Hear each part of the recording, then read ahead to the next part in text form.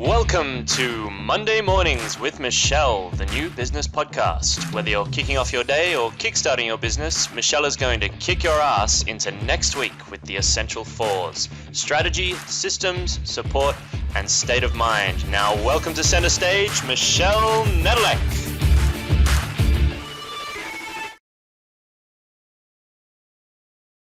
Hey there, peeps. This is Michelle Nedelec, and I'm super glad that you're here with us today because I'm here with my most amazing guest, Zander. Zander's all ready. We've had a ton of fun before we started this. So, Zander, give everybody kind of the 5,000-foot view of who you are and what you love to do. Well, thank you so much for having me here, Michelle. My name is Zander Sprague. I am a internationally acclaimed speaker and author, and I am all about epic. Epic begins with one step forward. And, I'm so excited about sharing this message and helping other people to discover what their epic is. And, looking forward to our conversation, hopefully sharing some things that your audience is going to go, absolutely, that's it. I need to do this. Oh, that's fantastic. And I have been a huge fan of the word epic for a very long time. People are like, how do you just know everything that I'm doing? I'm like, oh my God, that's epic. That's awesome. This is great. Because I have a firm belief that if life's not a ton of fun, then you're doing something wrong. And absolutely. I show people how to do that. So how do you show people how to have an epic life? Well, it's interesting. I have a book coming out in February called Epic Begins with One Step Forward: How to Plan, Achieve, and Enjoy the Journey. And I wanted to share with everyone what they can do to grab their own epic, to step into their epic today. And, there's a whole kind of blueprint in there to help you figure out what you want to do and how to do it. Nice. I love that. So how did you get into all of this? Well, it's interesting, Michelle. It's always a story with me. I have to say, I love stories. So nice. I'll make it super quick. I grew up loving to be in front of people, although I didn't really kind of know it when I was younger because cognitively, you don't know that. But I spent over 20 years as a technical instructor, teaching people how to use software and stuff like that. And when I got laid off for the umpteenth billionth time because, I live in the Silicon Valley and, you get a job, company looks great, and all of a sudden it gets bought out or whatever. Doesn't matter. I decided that, why am I teaching other people stuff when I have so much stuff that I want to be sharing? So I started out on that. For over 15 years, I've been talking about sibling loss and how to get through that and help raise awareness for sibling survivors. But as I was talking with families and stuff like that, I kept getting asked this question, which was, parents would say, hey, I've lost a daughter or son, but I have other children, and I don't see them, I don't see them grieving. And I thought, that's a problem. So I wrote a book about that. That's coming out late in 2020. And I went to graduate school because I needed a master's degree to be a licensed mental health professional to help other mental health professionals. I finish up my hours for my licensing in February of 2020. Had all these big plans. I'm going to go out, I'm going to speak and do all this stuff. Know what happened in March? We had to stay home. That's right, the pandemic. Well, all of a sudden, all those plans went out the door. So as I'm sitting in my apartment, I had this idea. Epic begins with one step forward. I was like, yeah, absolutely. There's so many things in my life that I wanted to do. And it all began with just that one step. And I decided to write a book to help other people do that. That is awesome. I love that. And it starts off with kind of a heavy heart. So give us the story behind that, because clearly there's one back there. Sure. Actually, today happens to be the 25th angel anniversary of my sister's death. Aw. And Happy birthday, sister, sort of. well, not happy birthday. It's actually the day that she died. Happy angelversary. But There you go. I mean, I talk about it all the time. What happened is my sister was a second-year law student at John Marshall Law School, which is now University of Illinois Chicago Law School. She was in her apartment. A maintenance worker let himself in, we think, to do a petty theft. She happened to be there because it was exam period. He ended up killing her, and he jumped out her fourth floor window to a second floor roof where he broke his ankle. The police had him. It was never a question of who did this. 10 days later, he hung himself in the Cook County prison. So my family was spared what would have been a very public trial because at that time, my father was a sitting district court judge in Massachusetts. So judge's daughter gets killed, and this man happened to have spent 8 of the prior 10 years in Joliet State Prison, had a 4-page rap sheet. So I'm sure that you can see that's the kind of story that is sensational and TV would like. But we were brutal. spared. Luckily, we were spared all of that, having to go through that, see pictures, worry about the trial and stuff. And I can say that, you know, with my father being a judge, I fully understood the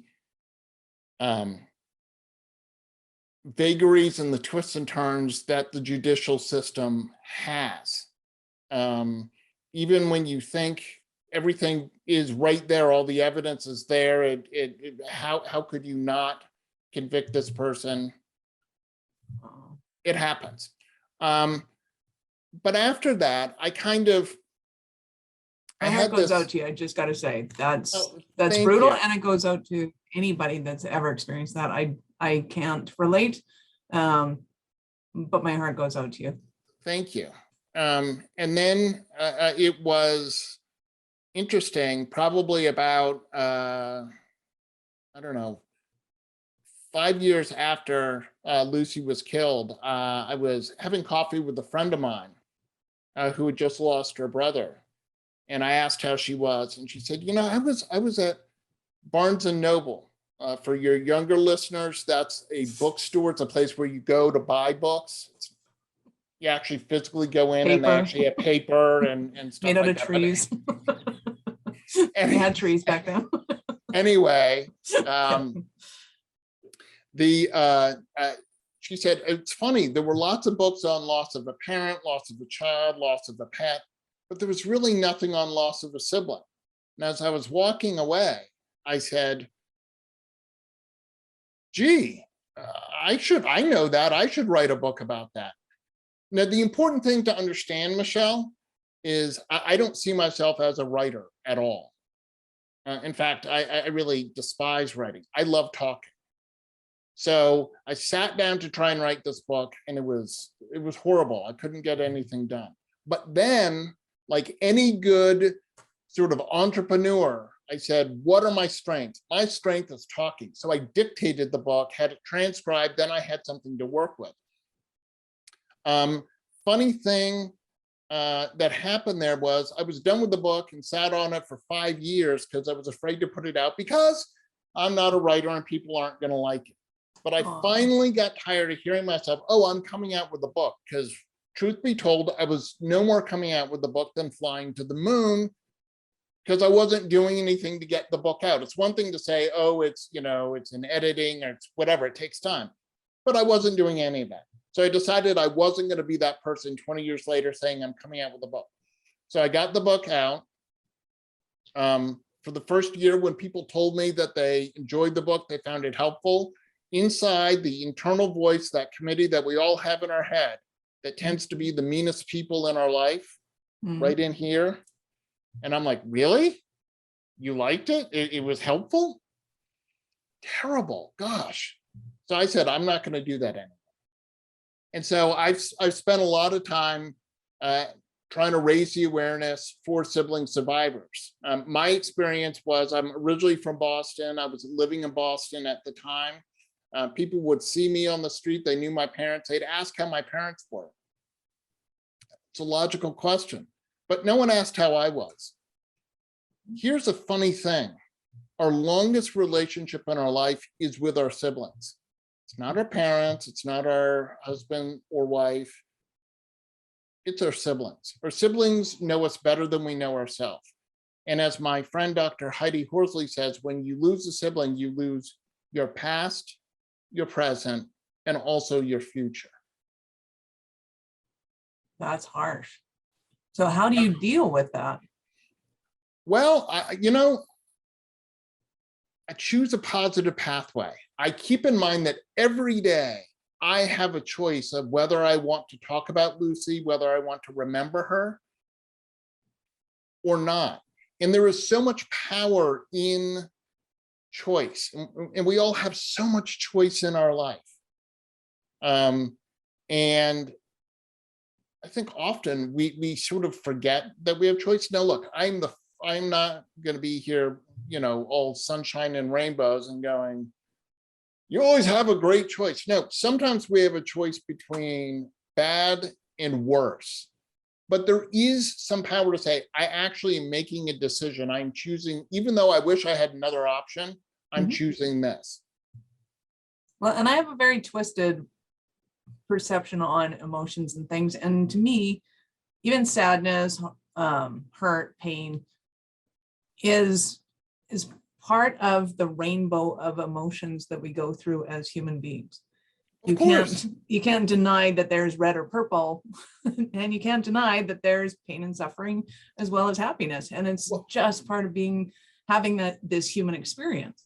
And how would we know what happiness is if we never experienced the antithesis of that, sadness? Yeah. We wouldn't. And we wouldn't know the benefit of it. And without feeling those kind of negative feelings and being able to pull ourselves up and out of them, we don't get that sense of satisfaction that, hey, I've completed something.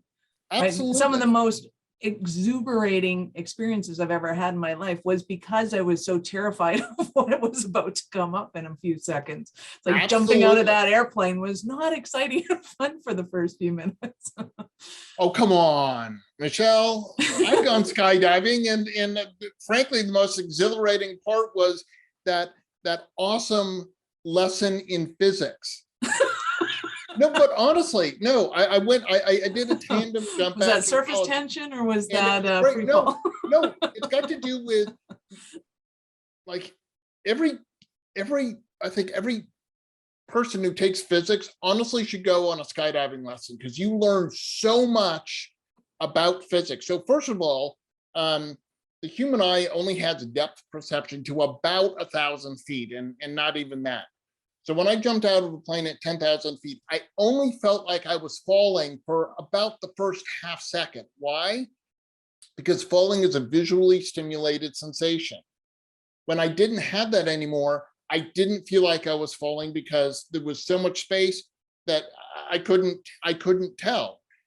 Until you jump out of a perfectly good airplane, I can explain that to you, but until you do it, you don't actually realize that you don't feel like you're falling.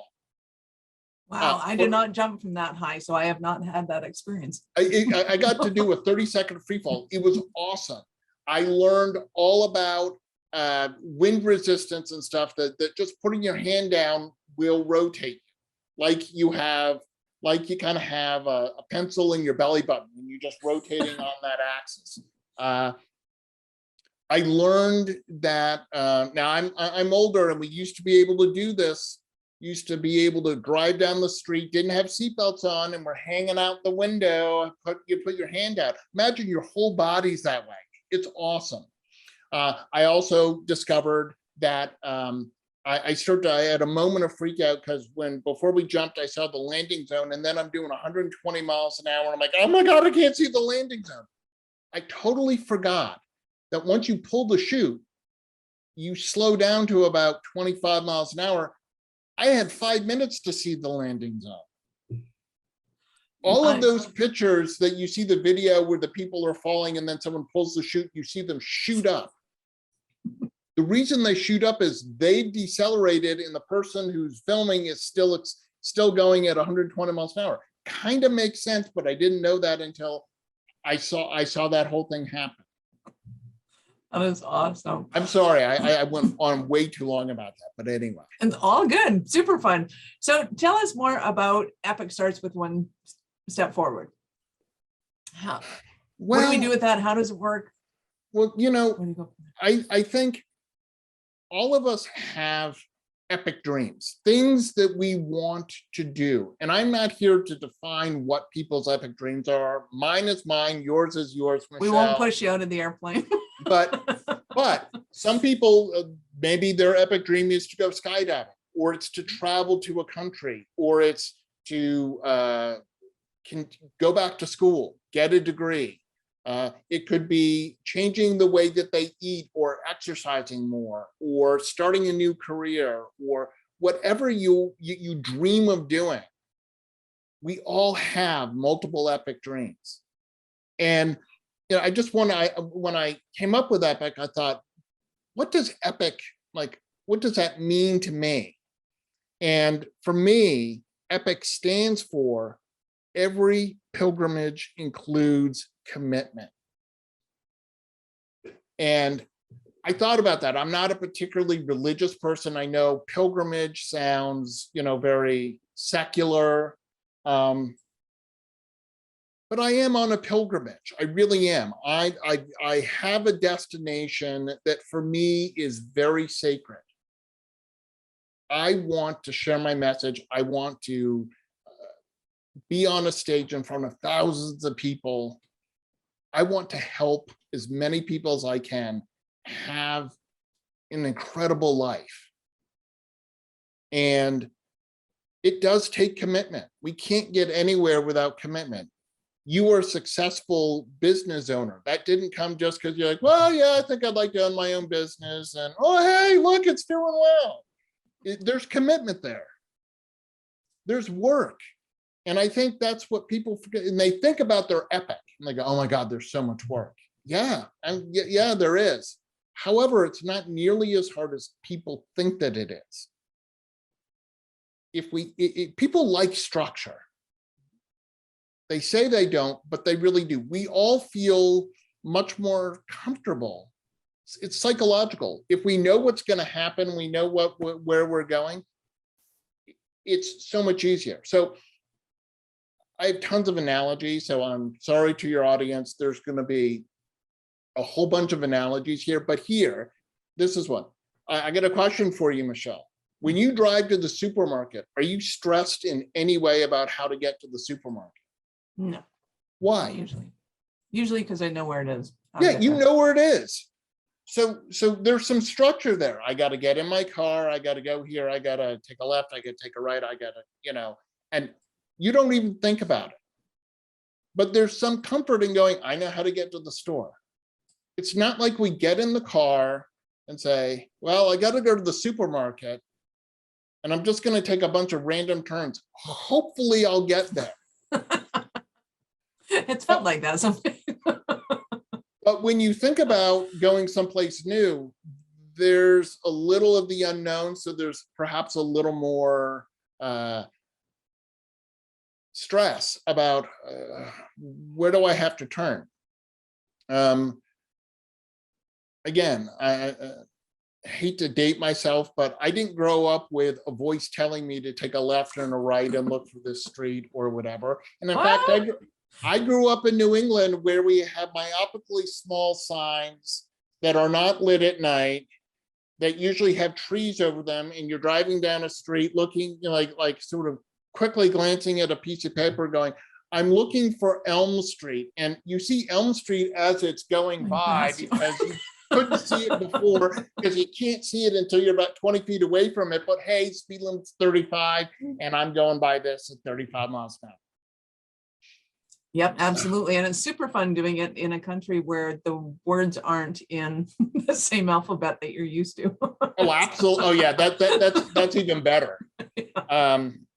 I have no idea where I'm going. But now we kind of have voices that tell us where to go, and there's a little less stress. I have a lot of voices telling me where to go. Exactly. Some of them in your head, Michelle? Some of them in, some.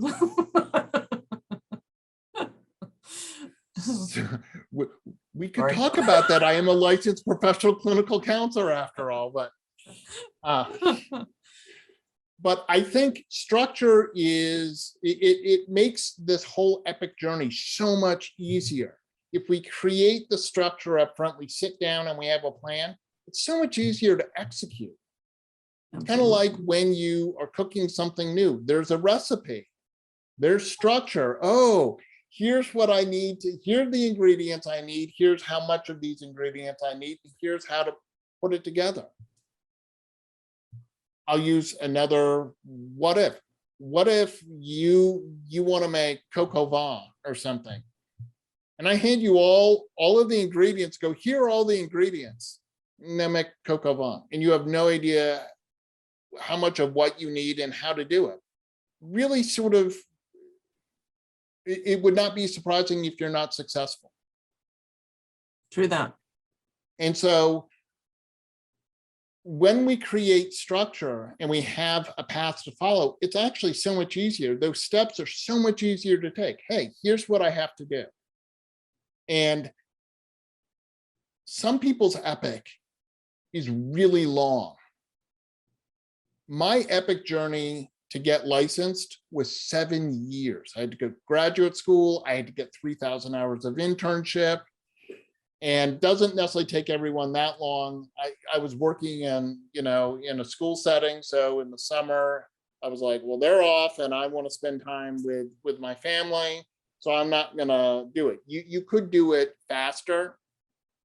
I didn't, but it doesn't matter. I understood the journey I was on, but I didn't understand all the twists and turns that were going to happen along the way. And that does happen. I don't think we ever really know what twists and turns are along the way. And I'm pretty sure COVID exemplified that for everybody. Oh, absolutely. Absolutely. So who do you love to serve and support? Who's your favorite kind of client? Well, I like my favorite client is the company or the people who are excited about creating change in their life, who have a dream and say, I want something better. Perhaps a company has managers and wants that they want their managers to be able to tap into all of the strengths that their team has. But how do you do that? How do you have contagious enthusiasm to motivate your team? That is a great question. How do you have contagious? Well, I think first of all, you got to believe in what you're doing. And as you said, you got to enjoy what you're doing.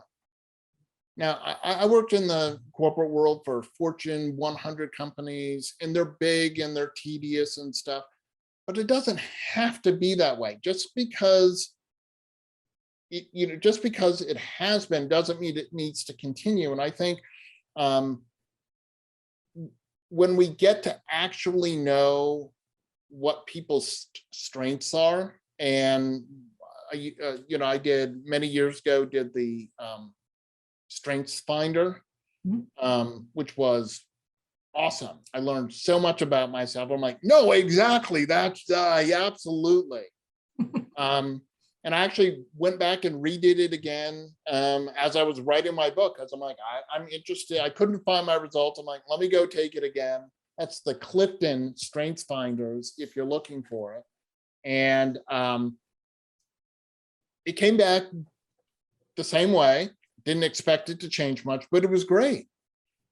And I think that's a really great tool, because then you can figure out how to, who's good at what on your team. You and I were talking earlier about having a team that is good at doing the things that you aren't so good at or don't really like doing, but they love doing. Kind of makes sense, right?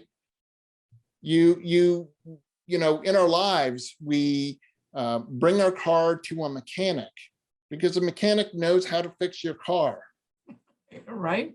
You're not bringing your car to the florist and go, it's making a sound. Can you fix it? Just grab a bunch of trees and throw it up the muffler and go, hey, it's not making that sound anymore. Exactly. It smells like roses. I don't know what your problem is. That's awesome. I don't smell that smell anymore. I smell roses. Exactly. That's awesome. So give us an example of one of your Cinderella stories. My Cinderella story. Well, you mean one of my client Cinderella stories or my Cinderella story, or let's go with client. A client. All right. Well,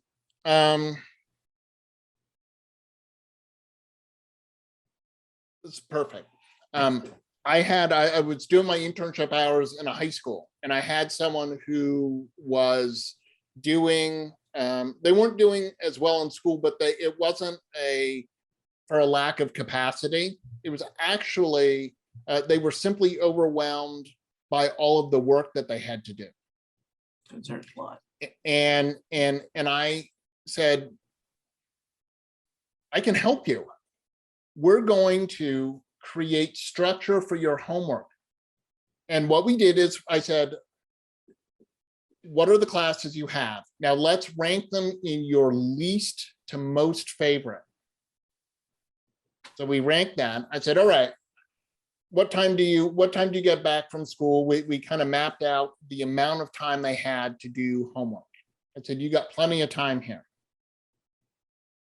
We'll start off with the thing that you hate most, when you have the most energy, and you put it in your rear view mirror, and we go towards the thing that's easiest. Now for this person, they really loved reading. So English, they had to read books. I was like, how do you feel when you read? I love reading. It's no problem. I'm like, so if you get to the end of the evening, the end of doing your homework, and you have to read, how is that?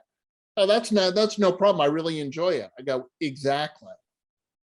So let's create that structure. And I said, now what I want you to do, and I gave her a little timesheet. I said, write down, here's your homework. I typed it up for her, and I said, here, was math was first. She really didn't like math, and we went down to English. And I said, I want you to estimate how much time you think it will take you to do each of these tasks. I want you to write down the time that you're starting and the time that you're stopping. When you take a break, set a timer on your phone, because your phones actually have timers, for 15 minutes. Take a break. When it goes off, go back, do your work, do your thing. When you have a paper, she had like a big 10-page paper. I'm like, no problem. Write a page on Monday, a page on Tuesday, a page on Wednesday, etc. Here's what happened, Michelle. She followed this. At first it was hard, but she followed it. She discovered that it wasn't nearly as hard as she thought. She actually had extra time. She got done this paper like 2 weeks before it was done, so that versus like 2 minutes before it was due. So she had time to go back, have someone proofread it. The long and the short of it is she raised her grades significantly. Like I'm talking about, she was getting like C's and D's, and now she was at A's and B's. She was so much happier because we had created structure. And she's like, oh my gosh, she was a junior. She goes, I wish I'd known this in 6th grade, but like, right. and all these years that I was like, just so I'd sit there and think, I'm overwhelmed. I'm stuck because I don't know where to start. And I think that happens for so many people. They have stuff to do. And look, it happens to me. I have all these tasks I have to do, and I'm like, what do I do? Here's a funny thing. We all talk about multitasking and stuff like that. And because I worked at Intel and I know all about multi-core processors and stuff, I came up with the saying, I'm a single core mind living in a multi-core world. True that. I have not met the person yet who can do math with their left hand and write an English paper with their right hand. As much as we say we can multitask, the fact of the matter is we have to concentrate on doing one thing at a time in order to be able to be successful and get it done. Absolutely. And all I'm thinking is, oh my God, where were you when I was in university? Exactly. That alone would have been awesome. And I can't tell you, even in running a business, I kept staring at the wall going, okay, I am a business strategist. I know how to do these things. Why am I still staring at the wall? I know how to break it down. I'm like, oh my God, you would have come in so handy. And maybe you go, I need to make a schedule. I need to, here's where I'm working on email. Here's where I'm doing phone calls. And I do that myself because there are so many things as an entrepreneur that I have to do myself. And if I don't have a time, if I haven't set a time, time seems to go away. All of a sudden it's noon and you think I got one thing done and I really wanted to get 4 things done. Well, which leads us into what are some of the stumbling blocks that somebody might be having right now, and they're thinking, oh my God, Zander, I need you so badly in my life. Well, I think, again, I think people, there's when they think about their epic or creating an epic workplace or something, there are a lot of steps. And one of the things that I've done in my life is I've run 10 halves, 4 full marathons, and a 50K ultra. I don't run anymore, wow, but I did do that. And when I'd always dreamed of running a marathon. But let me tell you, 26.2 miles is a long way. It is a long way. You know, I mean, you drive 25 miles in your car, that's a long way. Never mind doing it on your feet. And on that point, I didn't realize how long 22 miles was until I was training for it. And then near the end, when you actually start training for 20 miles, it's like, okay, now I'm going to the other side of the city and then back to this side of the city. Absolutely. I'm running out of room to go and do it. I've got 6 months. So here's the thing. I joined team in training because I had no idea how I was going to do this. Team in training, for those of you who don't know, it's a fundraising arm of the Leukemia and Lymphoma Society. It's awesome. They taught me how to run a half marathon, then they taught me how to run a full marathon. But what they gave me actually helped me rediscover that I am structure boy. I like structure. So they handed me a training schedule. And it made the training so much easier, Michelle, because all I had to do was look and says, go run for 30 minutes. No problem. I'm done with that for the day. I get to move on to the other things in my life. And then I worry about what I have to do tomorrow morning. Okay, go do, it's a rest day. Okay, then the next day, go run 17 miles. I'm not saying the 17 miles was easy. It wasn't in any way, shape, or form. And to be completely transparent and honest, I utilized a walk-run strategy for all of my marathons. So I did not run the full and complete 26.2 miles or the 30.1 on the 50K. However, I did cover those distances. I have them. I was lucky enough to, my younger sister is a massage therapist in Boston, used to do work for Adidas, and Adidas is a major sponsor of the Boston Marathon. I was lucky enough to get a sponsor bib to run the 2014 Boston Marathon, and I finished that. Yay, congratulations, that's awesome. I used the dog sled method myself. So I take my dog out and she would pull me. Yes, awesome. Exactly. The day of the marathon, I was like, oh my God, where's my dog? Exactly. But going along with that marathon, mentally, okay, I kind of wish that you didn't have any of the mile signs until about mile 5 or so, because it is so demoralizing. No matter how much you say, I'm not going to look at it, you get to mile 1 and you're like, I got 25 more. Oh my God, right? So That's the awesome. way that I got myself through these marathons was, my first goal was 13.1, the half marathon. So I'm running just to make it to 13.1. My next one is 17 miles. Why? Because now I'm into single digits.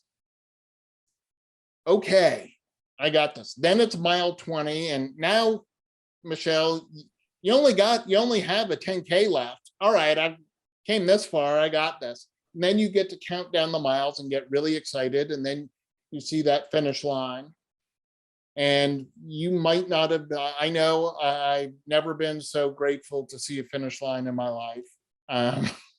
Oh my God, I get to stop moving. That's awesome. It reminds me of when I did personal development courses, and one of the girls was brand new. She's like, I can't imagine myself ever being able to do this stuff. And one of the girls that had been around for a couple of years were going through successes, and she goes, oh yeah, and tomorrow I'm doing a marathon and blah, blah, blah. It's just so nonchalant. It's like, well, but I've done one before, so I know what it's like, and I know I can do it. And I said, and that's the difference. When you start and you set your goals, you don't have a freaking clue how to do that thing that you set it up. That's a whole point of a goal. If you knew how to do it, it wouldn't be a goal, it would be a task.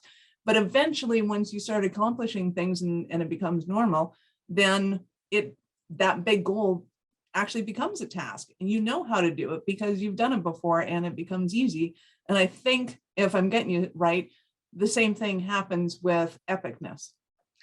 Absolutely. I mean, again, our epic goals are, it depends. Let's take a common epic goal. Someone wants to travel someplace they haven't. Now, Michelle, do you have some country or someplace that you haven't been able to travel to, but you're like, oh my God, I want to go?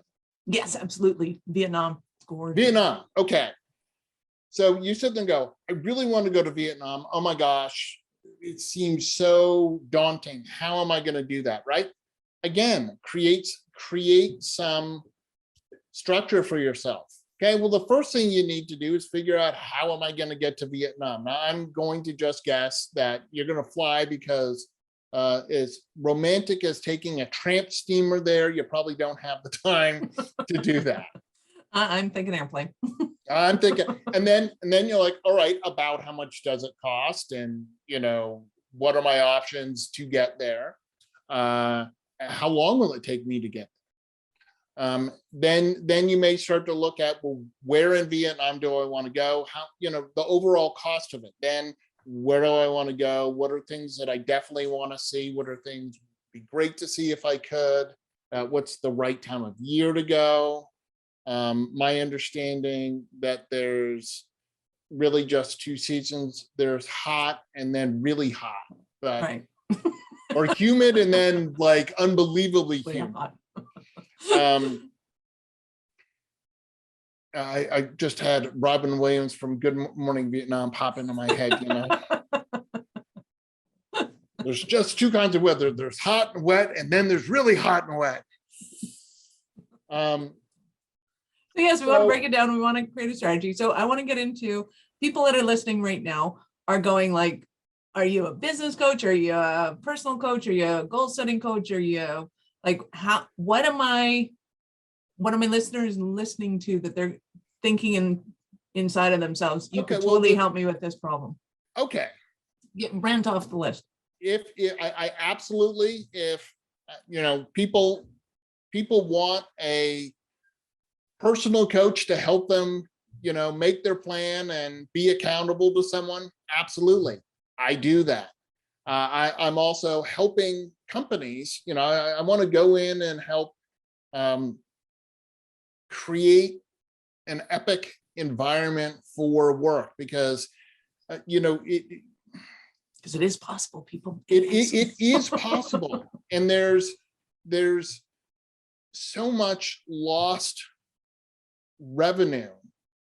Billions of dollars is lost because people just they get tired. They're not as excited about work. And I'm not saying that you go skipping into work every single day, because we all know that there are days where it's a little trudgy. It's not as good. just like you were saying, there's the good days and the bad days and stuff. But if more days you think, hey, this is a great place, this big company cares about me, cares about creating epic. I mean, we read about these companies that are so fantastic to work for because so much fun and they do it. And I look at that and go, yeah, that's great. How are they doing that? And I think some of that has to do with creating this environment where people feel valued, they feel recognized. Praise is a wonderfully powerful tool.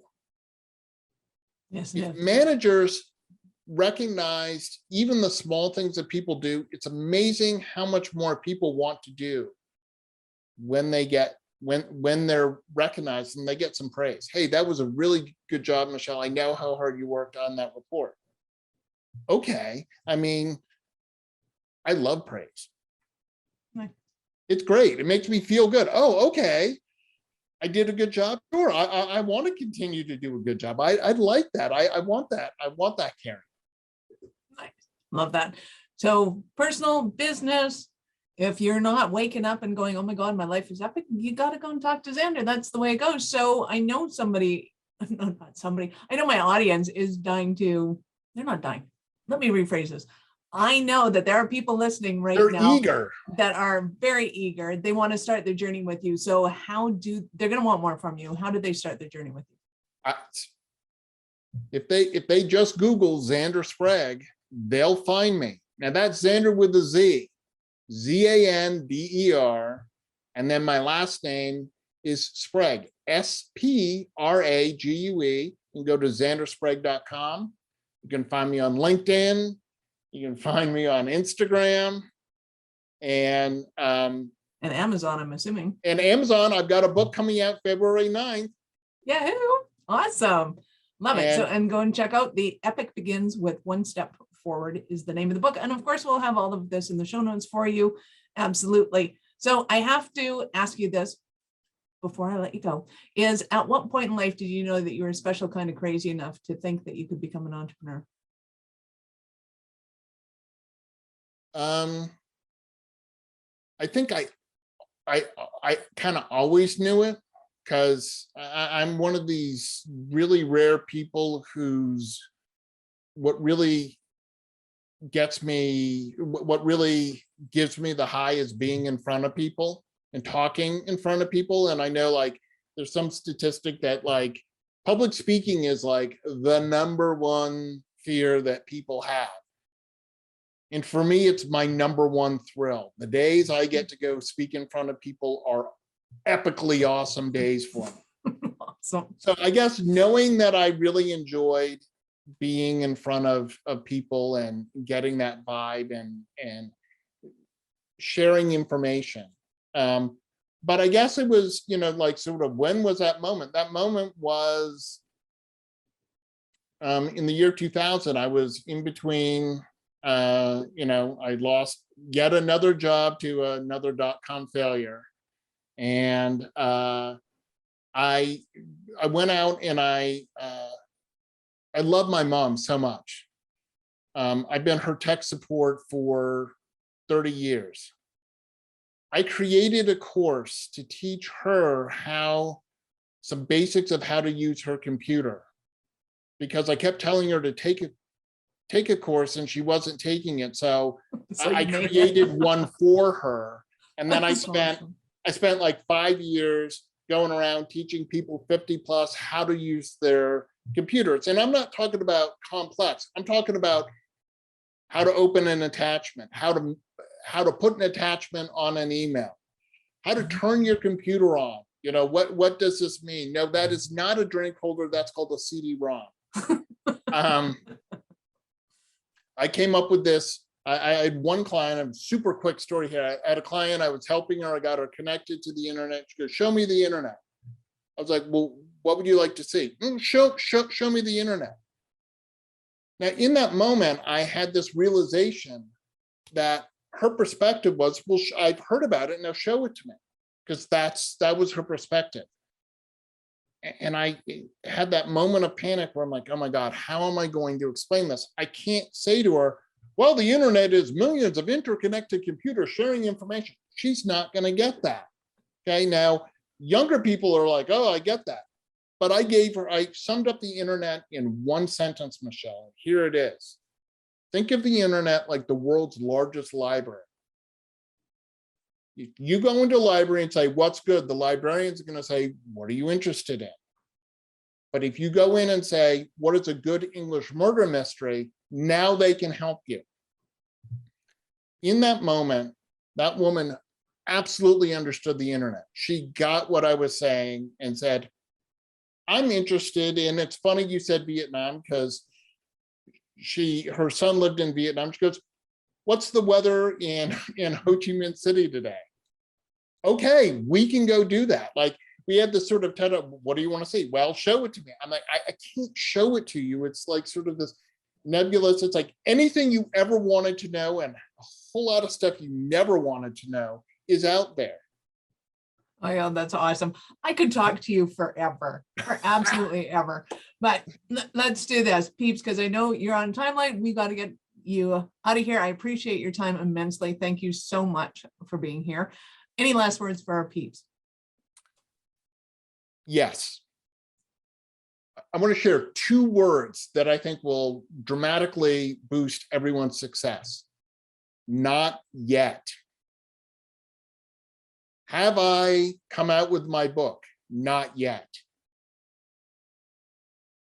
Am I speaking in front of 1,000 people this afternoon? Not yet.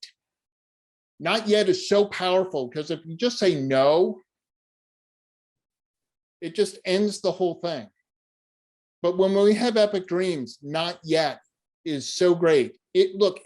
Some of our epic dreams may not happen, but that doesn't mean that we stop dreaming and we don't stop holding the possibility that it can happen for us. And I think all too often entrepreneurs and stuff, it's a yes or no, and it's not. Not yet says I'm working on it, but I haven't quite perfected that. Nice. I love that. Awesome. Thank you so much again, Zander, for being here with us today. This is Michelle Nedelec. Thank you for being here with us today. And I love being a resource for entrepreneurs. So please give the show a 5-star rating and continue listening to the Business Ownership Podcast. We love having you here. Thank you for listening to our show. I am all about being a resource center for entrepreneurs to give them the information and the support they need to make it in business. As such, I have Taking Your Business Digital Q&A every Wednesday at 2 p.m. Mountain. To register for that, go to awarenessstrategies.com/digital. That's DIGITAL. I look forward to meeting you and actually finding out how you are. So see you on the flip side.